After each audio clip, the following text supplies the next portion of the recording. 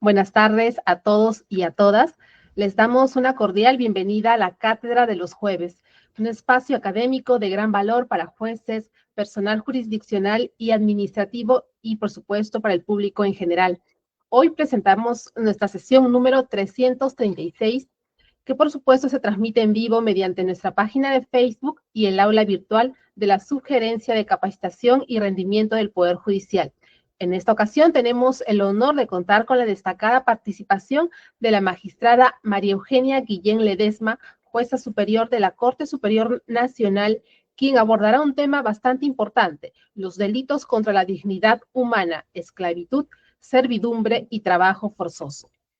Muy bien, antes de dar inicio a la ponencia, les recordamos que durante la transmisión se compartirá un enlace en los comentarios donde deberán consignar la palabra clave que será indicada por nuestra ponente durante su exposición. A continuación, entonces, el juez del Tercer Juzgado Penal Colegiado de la Corte Superior Nacional, Mag Bengoa Valdiglesias, dará la bienvenida en esta sesión de la Cátedra de los Jueves. Adelante, doctor, por favor. Mi amable Melody, muy buenas tardes a la doctora María Eugenia Guillén Ledesma y, como no, a nuestra amable y distinguida audiencia que una vez más se conecta a nuestra querida Cátedra de los Jueves. Quiero en esta ocasión presentar con mucho afecto, consideración y admiración a la doctora María Eugenia Guillén Ledesma, quien es una destacada magistrada de nuestra Corte Nacional y, como no, viene desarrollando también en el campo académico diversas temáticas desde su óptica del trabajo cotidiano, y esto significa, desde luego, un aporte significativo para el desarrollo de las actividades jurídicas en los diversos ámbitos. En este caso, analizando los delitos contra la dignidad humana, esclavitud, servidumbre, trabajo forzado, que desde luego adquiere una notable relevancia, sobre todo en estos tiempos en los cuales hay una manifestación de nuevos tipos de afectación a la dignidad humana, y el tratamiento dogmático claro,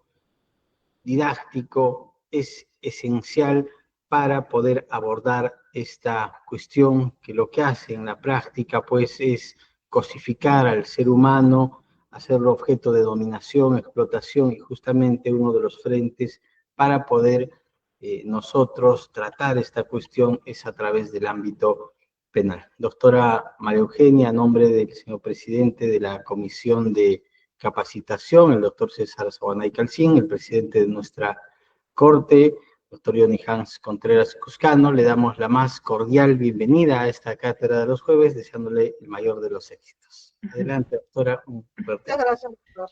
Muchas gracias, doctor.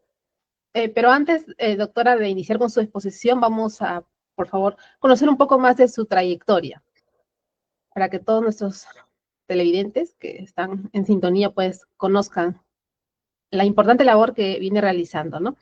La magistrada María Eugenia Guillén Ledesma es actual jueza superior de la Cuarta Sala Penal de Apelaciones Nacional de la Corte Superior Nacional de Justicia Penal Especializada. Cuenta con una sólida trayectoria profesional. Se graduó como abogada en la Universidad Nacional Federico Villarreal y se colegió en el Colegio de Abogados de Lima en 1992. Bueno, su carrera judicial comenzó en el año 2002 como jueza titular de Paz Letrado, y desde entonces ha ocupado diversos cargos como jueza del Segundo Juzgado Mixto de Villa María del Triunfo entre el 2004 y 2009 y jueza del Segundo Juzgado Penal Transitorio de Villa El Salvador entre 2009 y 2010. Posteriormente fue jueza del Primer Juzgado Penal de Villa María del Triunfo en el 2011 y desde la misma fecha ocupó el cargo de jueza del Tercer Juzgado Unipersonal para delitos de corrupción de funcionarios de Lima Sur hasta el 2015. A partir del 2015, o sea, de ese año, se desempeñó como jueza especializada penal del Primer Juzgado Colegiado Nacional hasta el 2022, donde pues asumió su rol como jueza superior de la Segunda Sala Penal de Apelaciones Nacional. En cuanto a su formación académica, pues ha obtenido 2 maestrías en Derecho Civil y Comercial, así como en Ciencias Penales. Ha alcanzado grados de maestra en la magistratura contemporánea y en Derecho Penal y Garantías Constitucionales en la Universidad de Jaén, España. Bueno, su compromiso con la capacitación continua se refleja en su participación en múltiples cursos y seminarios internacionales que abordan temas como la corrupción, el crimen organizado y la argumentación jurídica. Pues también ha sido organizadora y ponente en diversos talleres sobre motivación de resoluciones judiciales y seguridad ciudadana. En resumen, pues la magistrada Guillén Ledesma es una profesional destacada por su dedicación a la justicia y su constante actualización en el ámbito judicial. Así pues, damos la bienvenida a la doctora María Eugenia Guillén Ledesma, jueza superior de la Corte Superior Nacional, con su tema Los delitos contra la dignidad humana, esclavitud, servidumbre y trabajo forzoso. Adelante, doctora, por favor. Muchas gracias también por la presentación. Vamos a iniciar compartiendo pantalla. Y acá está la diapositiva. Compartir. ¿Sí se ve? ¿Se ve la diapositiva? Se ve el flyer de la cátedra, ¿sí? Quizás. Sí. Ya, ahora sí, perfecto. Gracias. Bueno, escogí este tema, estos delitos contra la dignidad humana, como son la esclavitud, la servidumbre y el trabajo forzoso, porque creo que es un tema muy sensible, que realmente las cifras que nos informan las estadísticas sobre personas que están sometidas a estos, a la esclavitud, la servidumbre o el trabajo forzoso son abrumadoras. Sobre todo porque también están implicados niños, ¿no? Y personas de alta vulnerabilidad. Por eso me parece que es importante tener una mirada respecto a este tipo de delitos, ¿no? Como hemos dicho, estos delitos que hemos mencionado atentan contra la dignidad humana. Cabe recordar que anteriormente en el Código Penal, estos delitos estaban ubicados dentro de los delitos contra la libertad. Sin embargo, fue a partir del acuerdo plenario 06-2019 que se empezó a reflexionar respecto a que estos delitos trascendían lo que era la libertad y afectaban la dignidad humana. Años después, gracias a la ley 31.146, estos delitos fueron ubicados ya en el libro correspondiente a los delitos contra la dignidad humana. Respecto a la dignidad, brevemente, ¿no? Para tener yo sé que todos aquí tenemos idea de lo que es la dignidad humana, pero es importante, mejor dicho, poder recordar, por ejemplo, a Immanuel Kant, ¿no? El señor Immanuel Kant es un filósofo por todos conocido, que nació en 1724, pero lo que decía ya en esas épocas es muy importante, ¿no? Señalaba que la dignidad es el reconocimiento de todo ser personal, es decir, el reconocimiento de los seres humanos como personas, que tiene como consecuencia que cada uno debe ser tratado siempre como fin y nunca como medio. Esa afirmación es rotundamente importante, ¿no? También he traído a colación lo que señala el jurista argentino Dorando Michelini, que se parece a la línea de lo que señalaba Immanuel Kant, en el sentido que una vez que una persona objetiva a otra o lo instrumentaliza, estamos atentando contra la dignidad humana. Finalmente, también el filósofo peruano Roger Rodríguez Santander nos señala que la dignidad es la capacidad que tiene el ser humano de ser reconocido en el ejercicio válido de su razón, el ejercicio de sus convicciones y de ejecutar su propio proyecto de vida.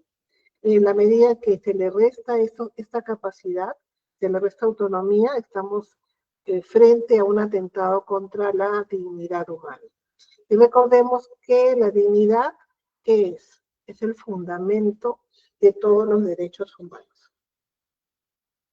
Respecto a la normatividad en relación a los delitos de esclavitud, servidumbre y trabajo forzoso, ¿no? También se le dice trabajo forzado, es un sinónimo. En el Código Penal está la figura de la esclavitud junto con la servidumbre. En el artículo 129N, ¿no? Que dice el que obliga a una persona a trabajar en condiciones de esclavitud o servidumbre, o la reduce o mantiene en dichas condiciones, con excepción de los supuestos del delito de explotación sexual, será reprimido con pena privativa de libertad no menor de 10 ni mayor de 15 años. Si bien la intención, bueno, no es leer todo el artículo, sino fijarnos en lo más relevante, ¿no? El caso de este delito regulado por el artículo 129N, si la gente comete el delito mediante engaño, manipulación u otro condicionamiento, se va a aplicar la misma pena que hemos dicho anteriormente, de 10 a 15 años. Pero vemos acá que hay escalas de agravación dentro de este delito, ¿no? La pena ya no será de 10 ni mayor de 15, sino será de 15 a 20 años.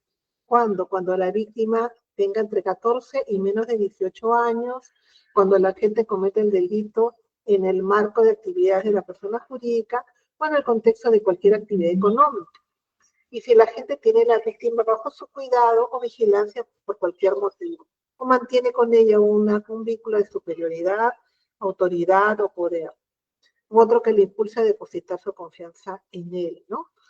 Podemos hablar pues de un profesor o un pariente que está cuidando supongamos, de un menor de edad o de una persona que padezca de alguna enfermedad que la vuelva vulnerable, ¿no? O por la edad también podemos hablar de una persona mayor en el sentido de un adulto mayor, ¿no?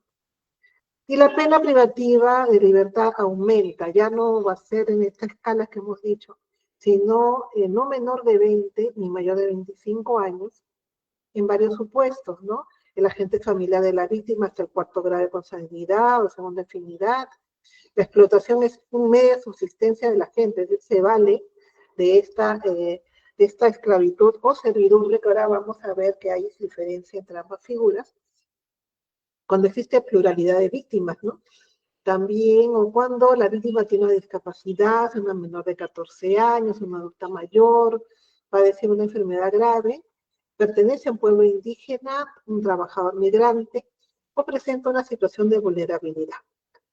También esta pena es altísima, así como hemos dicho, de 20 a no mayor de 25, cuando se produce una lesión grave o se ponga en peligro inminente la vida o la salud de la víctima, o se trate o derive de una situación de trata de personas. Es importante rescatar aquí la normatividad penal internacional, que supone de una gran importancia es el protocolo de Palermo, ¿no? El protocolo de Palermo, no lo vayamos a confundir con el convenio de Palermo, es diferente. Este convenio, el protocolo de Palermo, que fue ratificado por el Perú el 9 de noviembre del 2001, y sirvió de inspiración para lo que es el Acuerdo Plenario 6 del año 2019, ¿no? Que también es vital este acuerdo plenario, ¿no? El protocolo de Palermo es un protocolo que es para prevenir, reprimir y sancionar la trata de personas, especialmente de mujeres y niños, ¿no? Está vigente desde el año 2000. Este protocolo de Palermo, como decíamos, sirvió de sustento o fue una materia como hemos dicho, de inspiración para el Acuerdo Plenario 6-2019, CJ-2019, que su fundamento jurídico 19 estableció que en el caso de la trata de personas, el objeto de la tutela es la dignidad humana, trascendiendo a la libertad personal. A ver, decíamos que la esclavitud, la servidumbre y el trabajo forzoso son figuras parecidas, semejantes, más no iguales, aunque esclavitud y servidumbre están dentro del mismo artículo 129N, son distintas. La frontera entre una y otra en realidad no es tan fácil de distinguir, sin embargo hay pautas para poder discriminar si estamos hablando de una de una esclavitud, de una servidumbre o de un trabajo forzoso. Recordemos que el artículo 2 de la Constitución peruana reconoce una serie de derechos fundamentales afectados por el delito de trata de personas, tales como la vida, integridad, libre desarrollo, bienestar, igualdad y otros.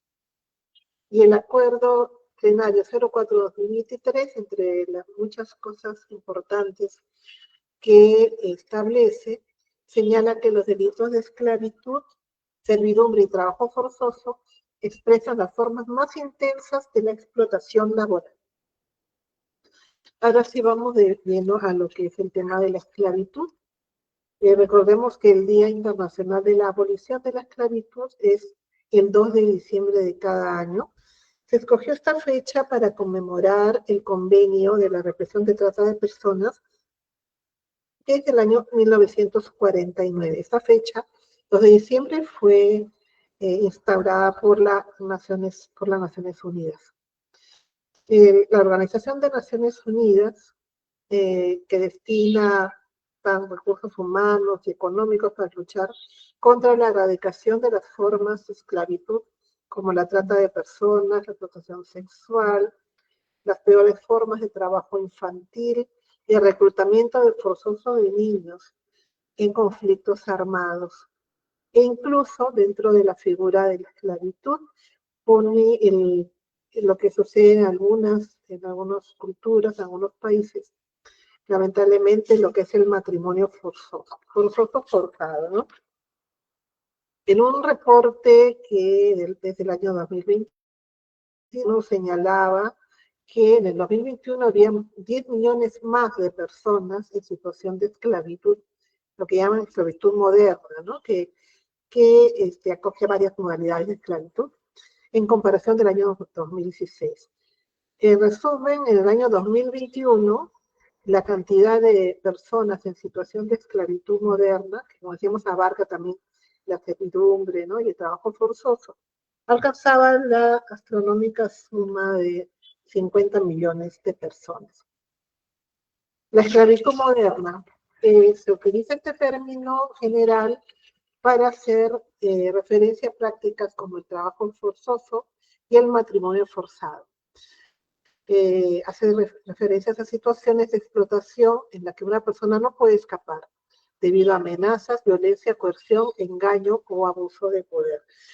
Pero en realidad se llama a estas dos figuras esclavitud moderna, pero la esclavitud en sí es lo que estamos haciendo referencia y vamos a señalar qué es lo que caracteriza la esclavitud en sí misma, ¿no? Sobre el tema importante de la esclavitud tenemos, lógicamente, un instrumento internacional muy importante, de larga data, es del año 1926, 25 de septiembre, firmado en Ginebra. Esta convención no ha sido suscrita por el Perú, sin embargo, resulta muy importante citarlo porque tiene una definición de esclavitud muy relevante, ¿no? Señala que la esclavitud es el estado o condición de una persona sobre la cual se ejercen algunos o todos los poderes inherentes al derecho de propiedad. ¿Qué significa esto? Lo que más podemos reconocer o caracteriza, mejor dicho, la esclavitud, es que la persona que explota o abusa se siente propietario del ser humano, que es víctima. ¿Ya? Es como que trasladar a todos los atributos de la propiedad a la persona. ¿Cuáles las características básicas de la esclavitud? Primero, que anula la autonomía de la víctima. Es decir, la persona no es libre de hacer nada, absolutamente nada. Es cero autonomía. Luego, el ejercicio, como decíamos, de los atributos del derecho de propiedad, y esto ya estaba fijado en el Estatuto de Roma, de la Corte Penal Internacional. El que explota, el que abusa, ejerce los atributos propios del derecho a propiedad. Lo que se tiene sobre una cosa, un bien mueble, se tiene contra la persona, ¿no? Ahora, la relación posesoria de carácter fáctico de la víctima, ¿no? Es decir, que la persona que explota, el agente de este delito, efectivamente en la práctica toma posesión de la víctima, ¿no? Se la despoja de su autonomía, de su libertad completamente, ¿no? Y se convierte en una especie de cosa, lo que se llama realizar la cosificación de la persona. Finalmente, la víctima, en los casos de esclavitud, no puede salir de esa situación. Lo único que puede esperar esa persona es que descubran cuál es su situación y la puedan rescatar, porque en realidad no puede salir, porque salir, escapar de esa situación pone en riesgo su vida y también su integridad, inclusive no solamente la vida de esta persona, ¿no? Porque como conocemos los casos de trata, digamos, se trata de personas que tienen amenazadas a las familias, ¿no? Es decir, que si la persona osa escapar de donde está, posiblemente tomen represalias contra sus seres queridos, ¿no? Quisiera hacer referencia breve a un caso emblemático que parece muy importante, que ha sido resuelto por la Corte Interamericana de Derechos Humanos. Hay muchos casos de este tipo de temas de esclavitud. Sin embargo, esta sentencia resulta relevante y destacada, ¿no? Brevemente se trataba de un caso de 85 personas que fueron rescatadas de la hacienda Brasil, se llama la Hacienda Verde en realidad, que está ubicada en el distrito de Pará, en Brasil, en el año 2000. Había personas que reclutaban, campesinos, ¿no? Agricultores, aunque en realidad pues esta hacienda creo que tenía ganadería y también agricultura, ¿no? Y los recolectaban bajo engaño, ¿no? De que iban a tener un buen sueldo, en fin, con los derechos laborales, pero todo era una mentira porque en ese sitio estaban esclavizados. La jornada de trabajo era de 12 horas a más, descanso de media hora para almorzar, solamente un día libre, entre comillas, a la semana. Las personas retuvieron sus documentos de identidad, lo obligaban a firmar hojas en blanco, no tenían camas para dormir, sino hamacas o redes, ¿no?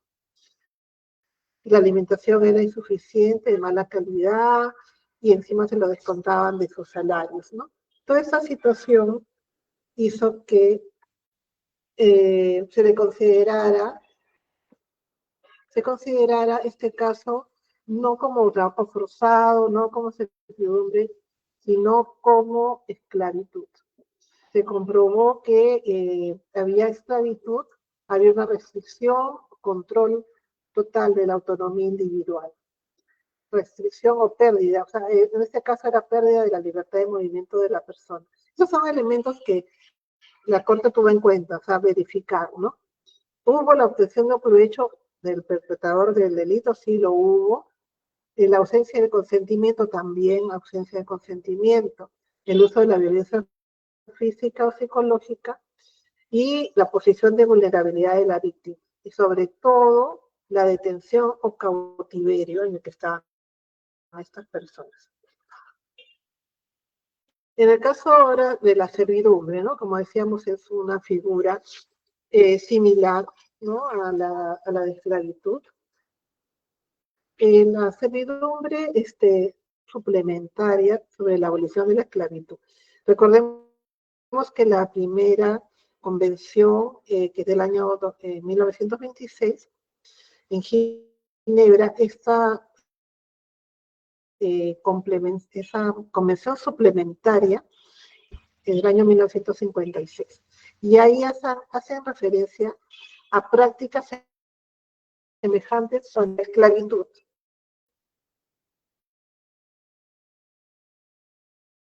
Es decir, ya no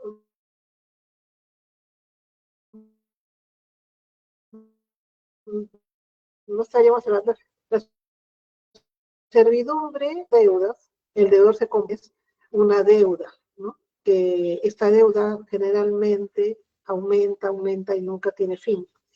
La servidumbre de la gleba es una figura muy antigua, pero que en algunos sitios, en algunos países todavía existe,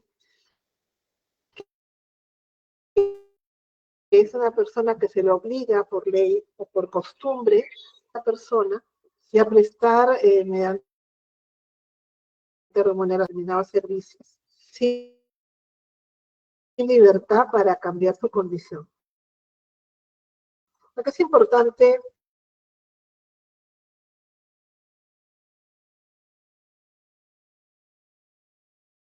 que tenga una remuneración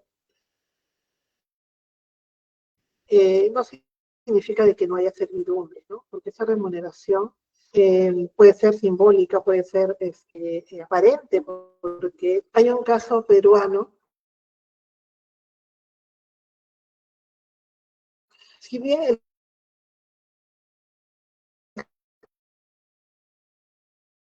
caso, así como eso fueron los hechos, estaría dentro de servidumbre, sin embargo, la Corte Suprema en 2011 o 2012. ¿De qué se trata? Se produce antes, décadas atrás, esto era realmente algo que ocurría frecuentemente. Se trataba de una niña de iniciales IBPC, de 13 años, que fue llevada por una señora de su tierra natal, de la Tuya, ¿no? Que la niña viviera en el interior del país.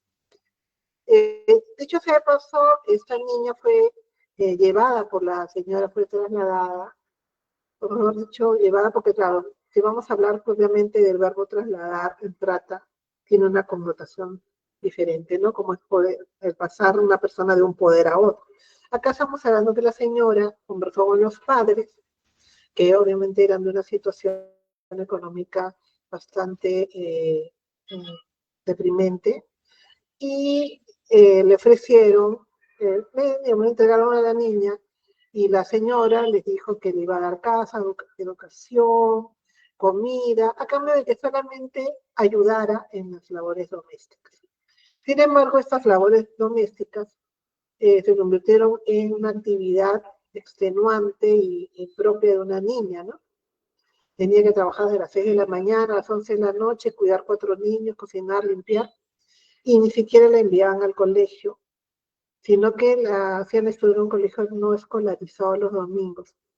Y de manera, bueno, que realmente sorprende la maldad humana, ¿no? Solamente le entregaban 20 soles mensuales. Y esta situación, bueno, como hemos dicho, se dio, pues, se corrigió y la agente de este delito, se fue condenada a 12 años de pena privativa de libertad. Bien, en la legislación comparada tenemos servidumbre, tenemos el Tribunal Europeo. Para el Tribunal Europeo dice algo muy importante, que la servidumbre supone un plus en la situación de la explotación de la víctima, que es superior a la del trabajo forzoso, pero inferior al de esclavitud.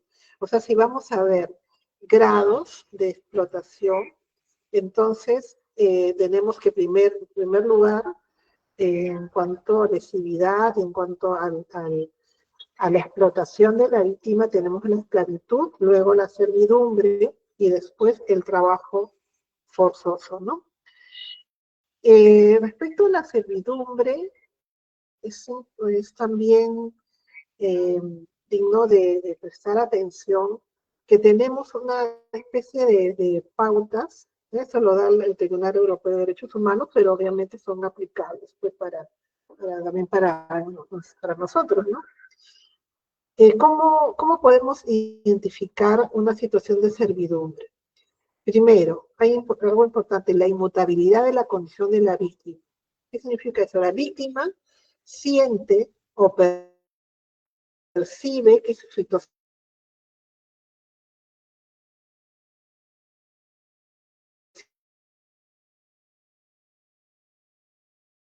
no va a cambiar.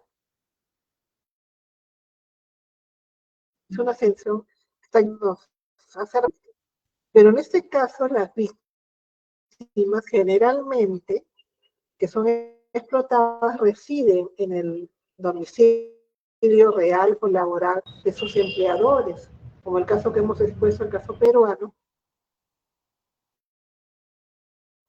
y como casos de personas que, por ejemplo, traen a un niño o al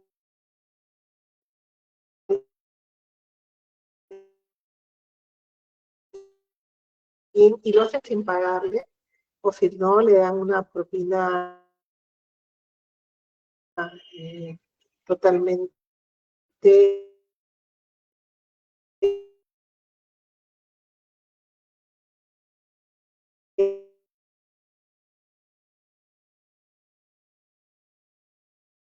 miserable, pero el tema es que los hacen trabajar en el negocio familiar. Entonces fue un ejemplo, ¿no?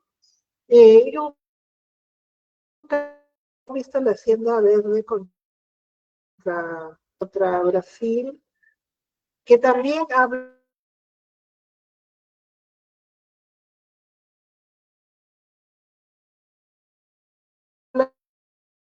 de,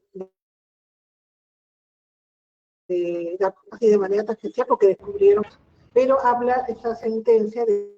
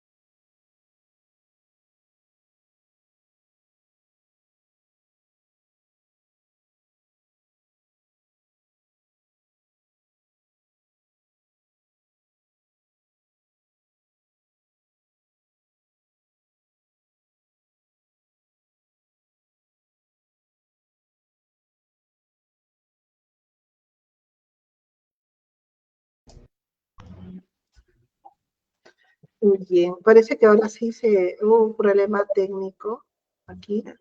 Vamos a volver a compartir. Un momento, por favor. Perfecto, ahora la escuchamos.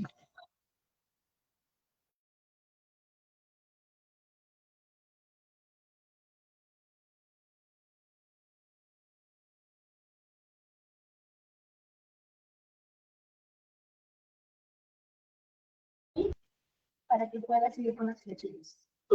Ahora sí, pueden ver.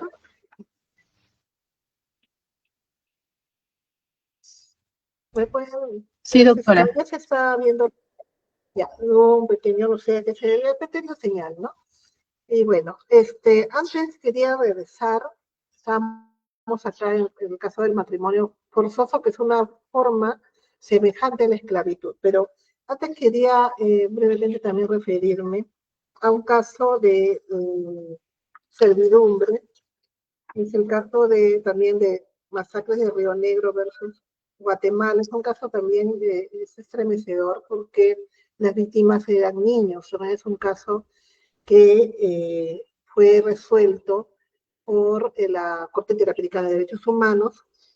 Hubo un ingreso del ejército guatemalteco en un pueblo que se llamaba El Aro, que era una comunidad maya, ¿no? En medio de una guerra que había, un conflicto armado interno, ¿no? Y el asunto es que la Corte Interamericana determinó responsabilidad internacional en el Estado guatemalteco, porque el ejército había entrado a este pueblo, había cometido una serie de violaciones a los derechos humanos, desaparición forzada, violación de los derechos humanos, a la vida, a la integridad, a la protección de la familia. Y muy aparte de ello, habían segregado unos niños y los habían llevado a otra comunidad, inclusive para que sirvan como especie de sirvientes, ¿no? Y no solamente inclusive a familias del mismo ejército, ¿no? Entonces, la actividad de estos niños que fueron separados de su hogar y para servir, ¿no?, a otras personas, definitivamente fue catalogado como servidumbre, ¿no? Ahora, al trabajo forzoso, rápidamente nos vamos a referir al trabajo forzoso. Es muy interesante esta figura, ¿no? Según la Organización Internacional del Trabajo, el trabajo forzoso es la prestación de un trabajo o servicio por cuenta ajena en beneficio de otros, sin importar si es remunerado o no, o sea, ya en el sector público, en el sector privado, que implique el hecho de someter u obligar a una persona a realizar una labor bajo la amenaza de una pena, cuando la pena se está refiriendo pues, a aflicción o la amenaza de algún mal, ¿no? Es decir, de alguna represalia, se la amenaza a la persona, y la persona se ve compelida a realizar ese trabajo, ¿no? Lo está realizando bajo coacción. El tema del trabajo forzoso se encuentra en el regulado, se encuentra tipificado, previsto y sancionado en el artículo 129O. El trabajo forzoso es bastante extenso, sin embargo, lo único que vamos a mencionar aquí es que al igual que en el delito de esclavitud servidumbre, tiene varias escalas de punición, ¿no? La primera dice la pena de 6 a 12 años, no menor de 6 ni mayor de 12 años, para quien somete o obliga a otra persona a través de cualquier medio o contra su voluntad a realizar un trabajo, prestar un servicio, sea retribuido o no. Ahora, la pena no menor de 12 años ni mayor de 15 años, con alguno de estos supuestos, ¿no? Por ejemplo, que la gente tiene la víctima bajo su cuidado, o la víctima tiene entre 14 y 18 años, ¿no? O se comete el delito en el marco de una actividad de una persona jurídica. Y se incrementa aún más, ya tenemos una escala de 15 a 20 años, ¿no? No menor de 15 ni mayor de 20 años. Si, por ejemplo, el agente es familiar de la víctima o la edad de la víctima tiene menos de 14, como en el caso que hemos visto anteriormente, la niña de 13, ¿no? O su adulta mayor, o tiene una discapacidad, o una enfermedad grave. Es decir, que sea una persona vulnerable, ¿no? Dentro de esta gravedad de pena también se comprende cuando la víctima pertenece a un pueblo indígena o es un trabajador migrante. En el caso que se produzca lesión grave o se ponga inminente también, tenemos esta pena, que le asigna una pena entre 15 y 20 años. Y la pena más alta es no menor de 20 ni mayor de 25, cuando se da, por ejemplo, la muerte, ¿no?, de la persona. Ahora, tenemos una sentencia que es también muy ejemplar, sentencia que es la sentencia Choudhury versus Grecia, que fue emitida por el Tribunal Europeo de Derechos Humanos el 30 de marzo del año 2017. Y es importante porque establece las diferencias entre trabajo forzoso y servidumbre, ¿no?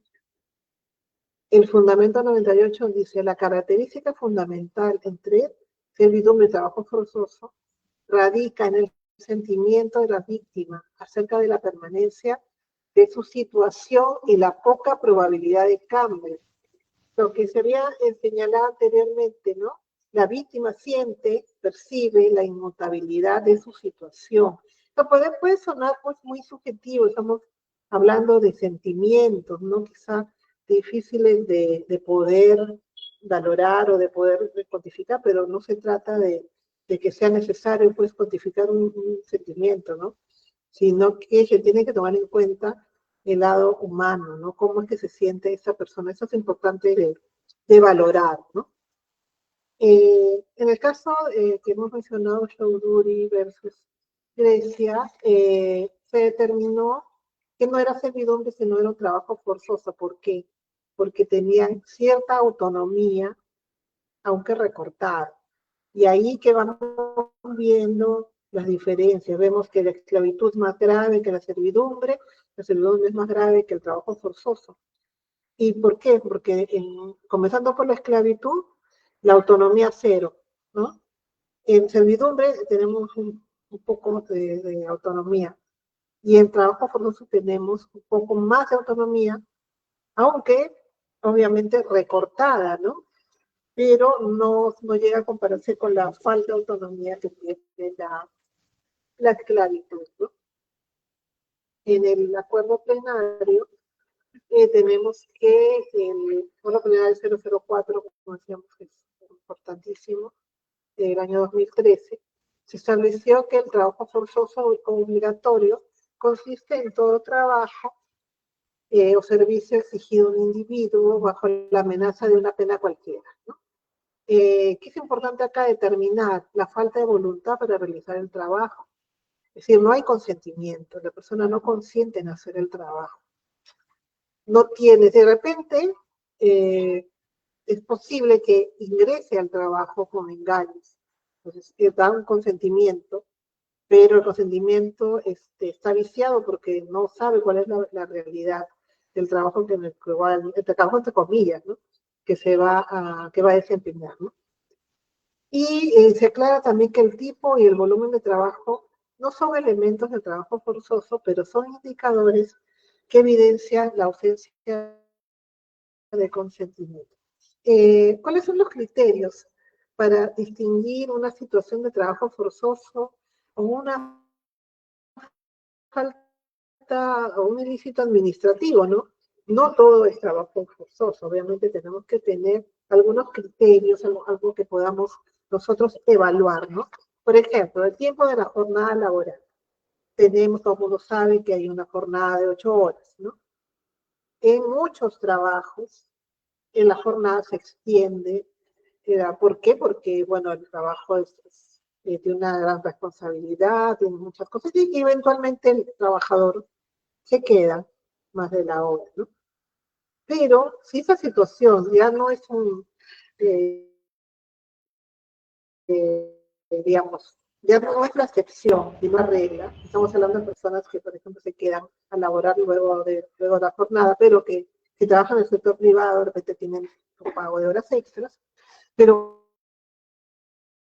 no vamos a comparar esa situación con cuando ya la excepción se convierte en regla, ya la persona, como se han dado casos de trabajo forzoso, que trabajan, por ejemplo, de lunes a sábado, lunes a domingo, 12 horas diarias, con media hora para almorzar. Entonces ya estamos viendo ahí que ya se ha extorsionado, ya no podríamos hablar solamente de un ilícito administrativo, sino esto ya está ya lindante con el delito, si no es que es delito, ¿no?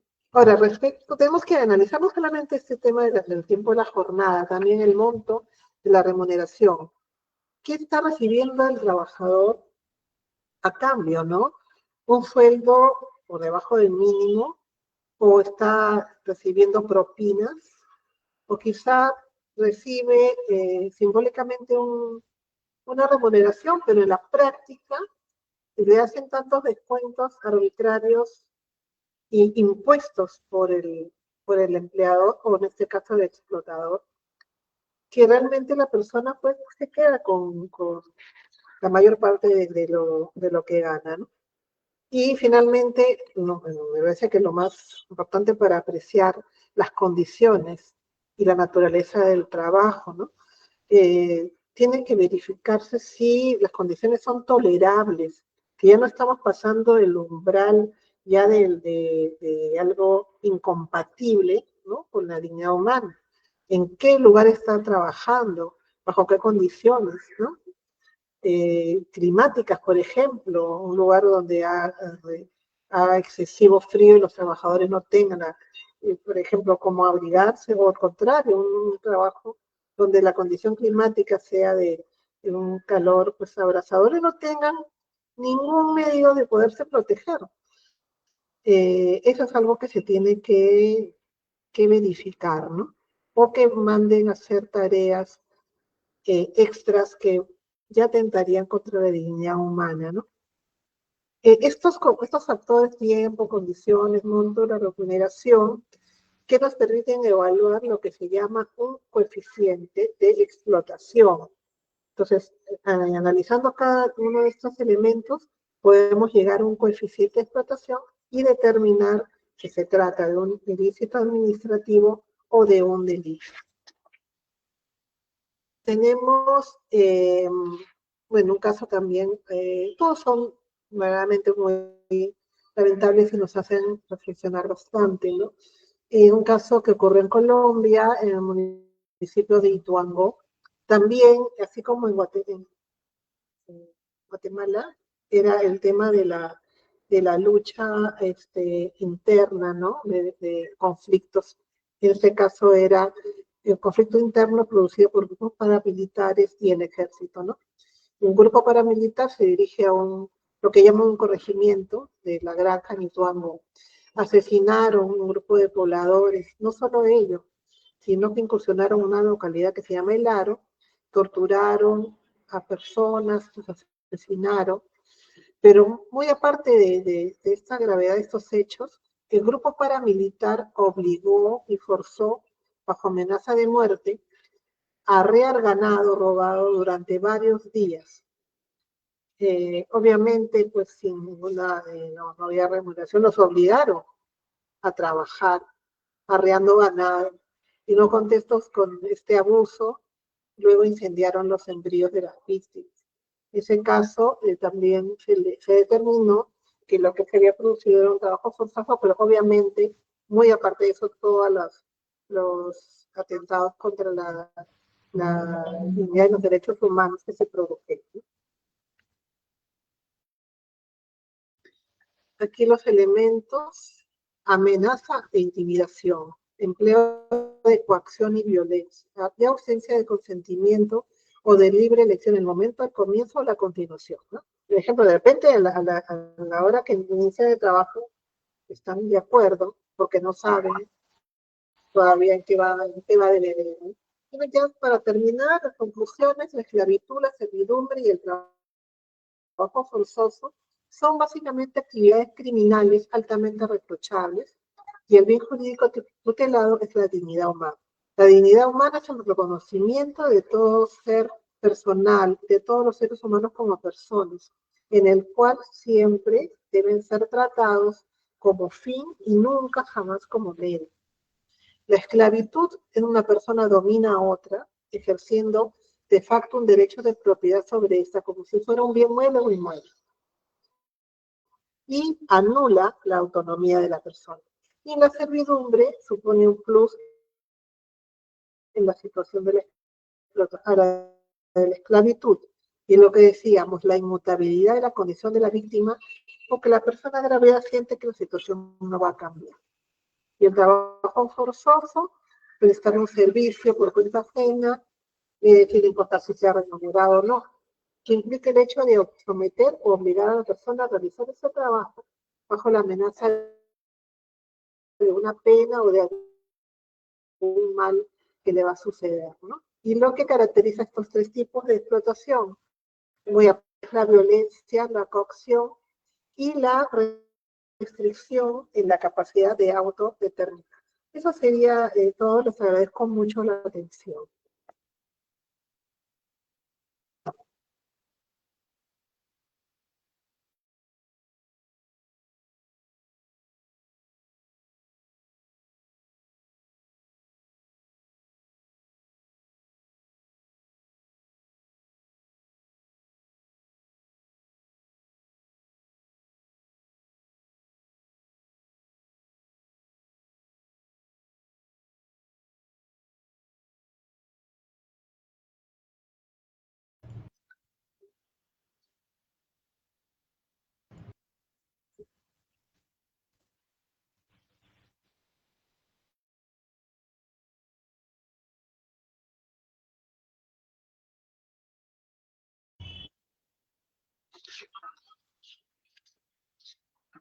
Pero no sé si se me escucha, pero aún espero que se haya escuchado hasta el final, porque creo que había algunos problemas de internet.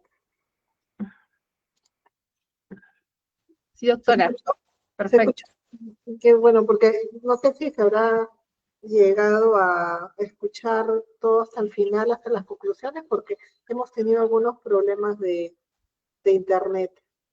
Sí, pequeños detalles, doctora, pero sí, se llegó a escuchar claro. Muchas gracias por su intervención.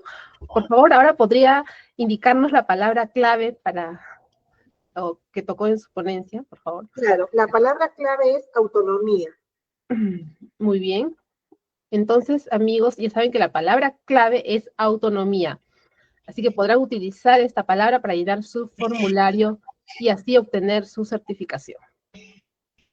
Entonces, doctora, le damos las gracias por haber participado en la cátedra de los jueves. También le recordamos a todo nuestro público que nos está sintonizando a que estaremos en la próxima sesión de la cátedra de los jueves con el doctor Max Bengoa Valdiglesias con el tema Cuarto Pleno Jurisdiccional de la Corte Superior Nacional sobre apología al delito de terrorismo, límites típicos y desafíos procesales desde una perspectiva constitucional y convencional. Así que ya saben, el día jueves nos volvemos a reencontrar en la cátedra de los jueves. De esta manera, entonces concluimos esa transmisión.